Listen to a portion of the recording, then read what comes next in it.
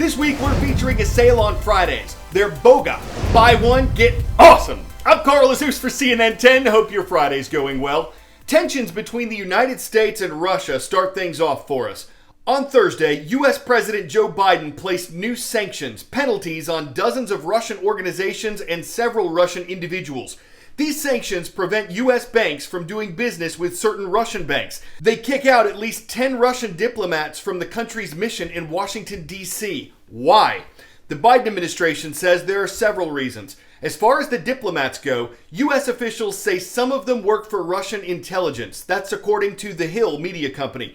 Last year, there was a cyber attack on an American software company called SolarWinds. That attack resulted in spying on U.S. government agencies and private companies. The Biden administration says Russia's behind that. The Asian country calls the accusation nonsense.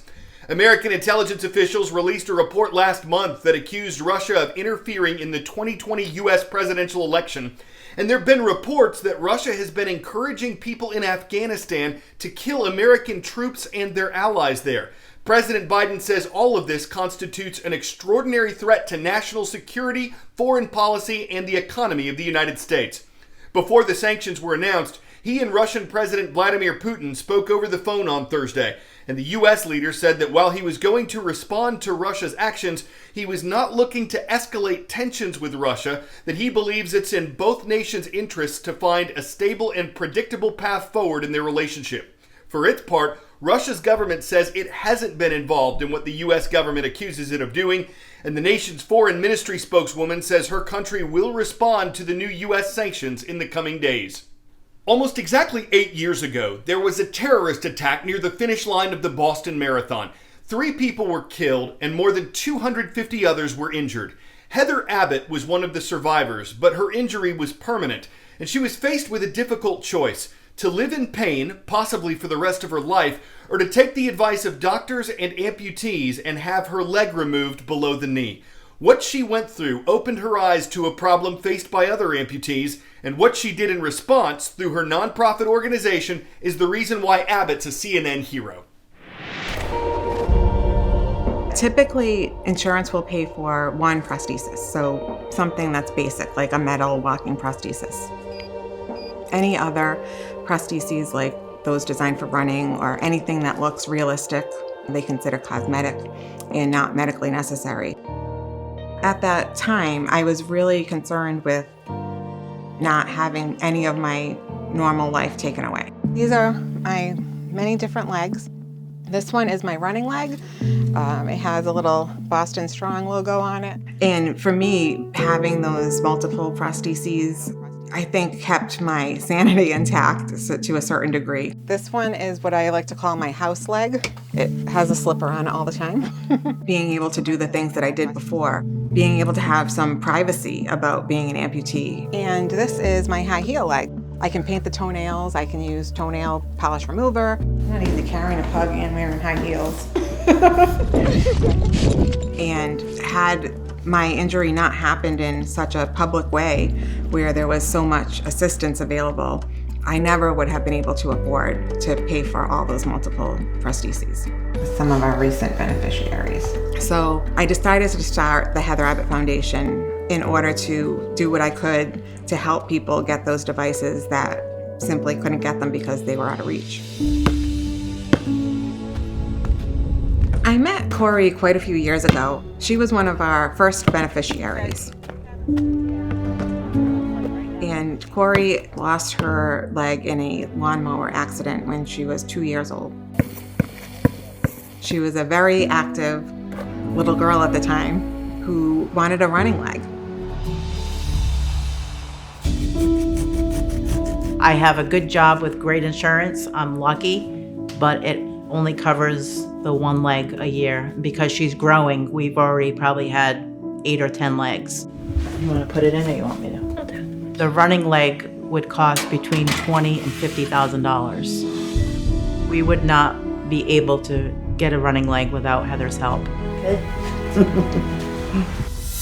Some things I like to do are playing volleyball, basketball, riding my bike, really just like stuff that gets me moving.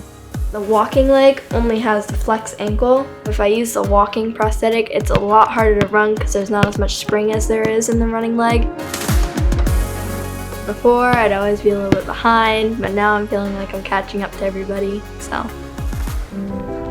She hasn't let anything stop her. Her mom sent me a video of her recently snowboarding, and she looked amazing.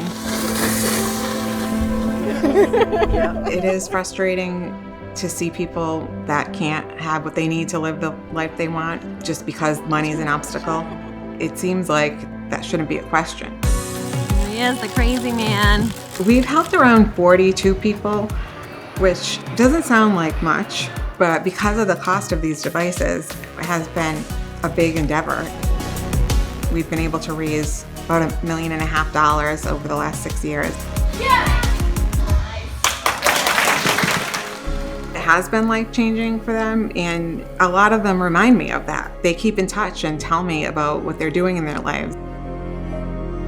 This whole experience just showed me a whole different part of life that I otherwise wouldn't have known. And I do try to focus on all the positive things that have resulted from that terrible day.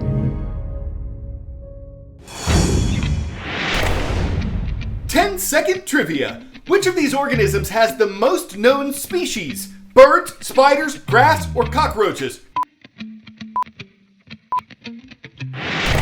Scientists believe there are more than 45,000 species of spiders out there. What does a spider web sound like? We don't know. But to help understand the creatures better, how they build their webs, how they communicate, scientists at the Massachusetts Institute of Technology recently conducted an experiment. They scanned spider webs with a laser. They used the scans to create a 3D computer model of the web.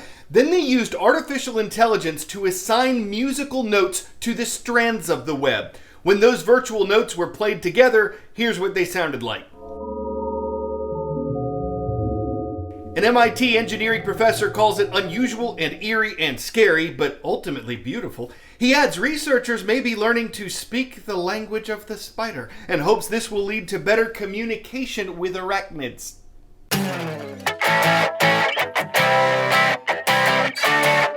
For a dozen Magellanic penguins in Argentina, it was a big day. They were headed back out to sea. These animals were found in bad shape a while back. Conservationists say they were malnourished and dehydrated, and that caused some of them to lose their feathers that protect them from the cold. After biologists at a rescue center nursed them back to health, the animals were released recently with conservationists, visitors, and kids looking on. All of the penguins were dressed up for the occasion, wearing their tuxedos. Which was easy, tuxedo. It looked like they were grinning from ear to ear, that they took one look at the ocean and wanted to flip, that they were glad to be beak. Once they got penguin to the fact that they were back home, those animals took flight. Well, actually they didn't, but I don't think flight less of them. After all, they got right back into the swim with no need to Magell panic. I'm Carl Azus with the news. Newport News. That's the city in Virginia where we heard from Woodside High School. Have a great weekend, y'all.